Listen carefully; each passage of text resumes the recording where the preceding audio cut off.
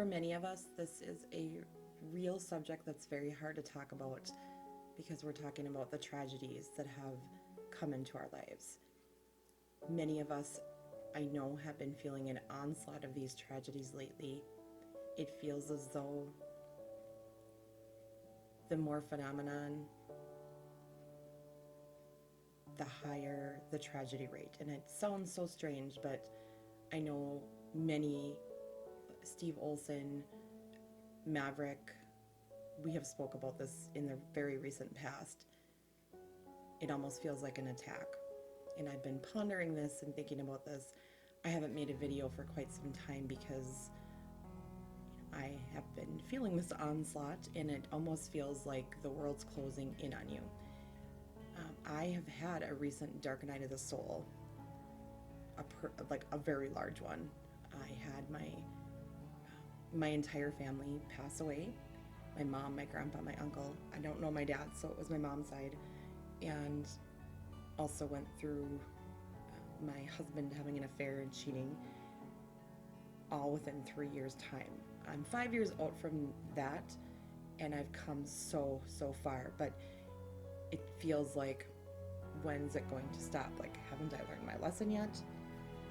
And so I've been thinking and thinking and thinking a lot on this very subject, and because of the recent onslaught, I just wanted to share a few things with you guys. The first point that I wanted to bring up is I feel that depending how far asleep we are in the beginning of our process before the dark night starts, I think that determines the magnitude of the actual tragic events.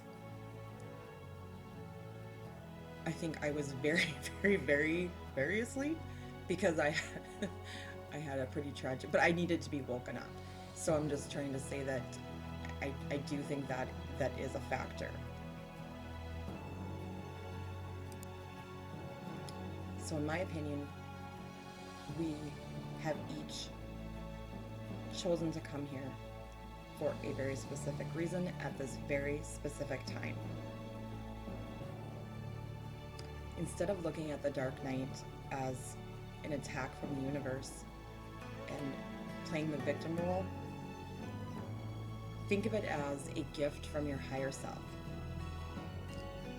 Your higher self is literally trying to shake you awake, saying, wake up, stop, you're missing something here. What is the lesson that your higher self is telling you that you're meant to learn from this? It puts an entirely new perspective on everything you go through in your life. It's amazing.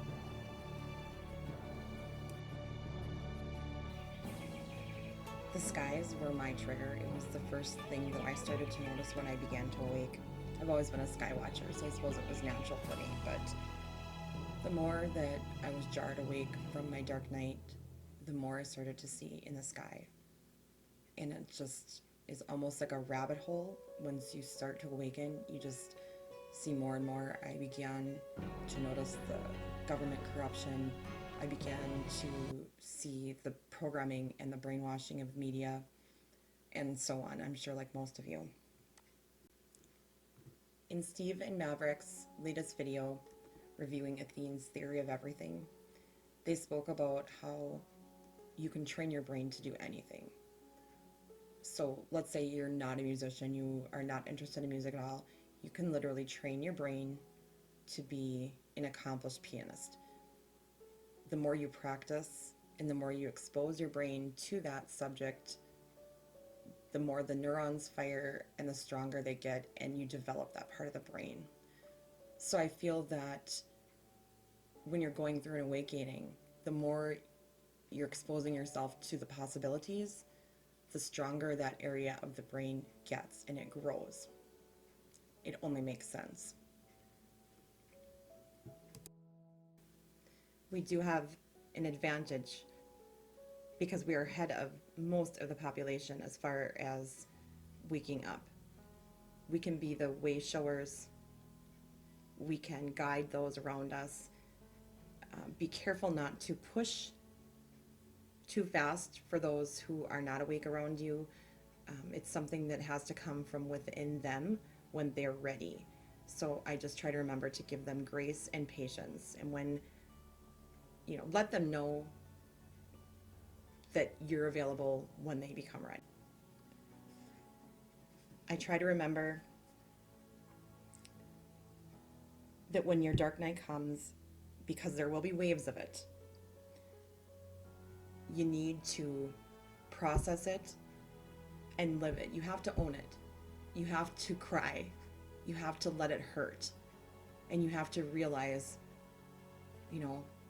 I'm experiencing this for a reason, and what's the lesson I'm learning? You have to live it. You can't put it to the back burner. You can't ignore. You have to just live through the pain, try to find the lesson, try to learn from it. And just when you feel like I've gotten through it, then another wave hits. And I think another wave is kind of what we're going through right now. So I just try to remember, what's the lesson I'm trying to learn? As this shift gets closer, the wave intensifies. And that's what I think we're seeing as well right now. Those of us that have been called early, a really good friend of mine said some really wise words, and he said, Erin, it's because you're a beacon. As the time grows closer, the shift grows closer, our lessons are going to come at a more rapid pace. Therefore, it's going to feel like we're being attacked. But just remember, we are a beacon. So we're going to attract the good and the bad. You know in your heart what's good and what's bad.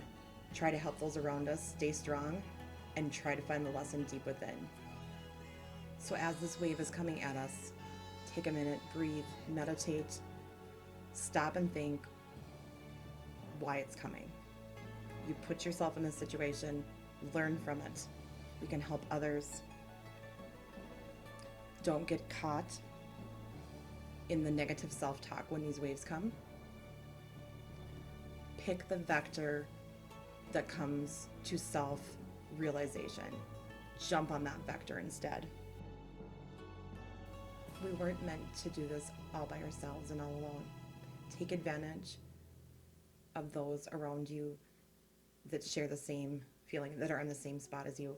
I would not be where I am if it weren't for YouTube, Steve Olson, Maverick and Butterflies chat, Slightly Slanted, 7. Everyone has had a part in my awakening, and we need to be there for each other because there aren't many of us. Don't ignore things like goosebumps. Let yourself cry. Let yourself process these feelings. It's proof, it's physical proof that you are on the right path. You're resonating. Let your frequency rise. Ride out the wave. Be there for one another. Give people grace. That's all I got.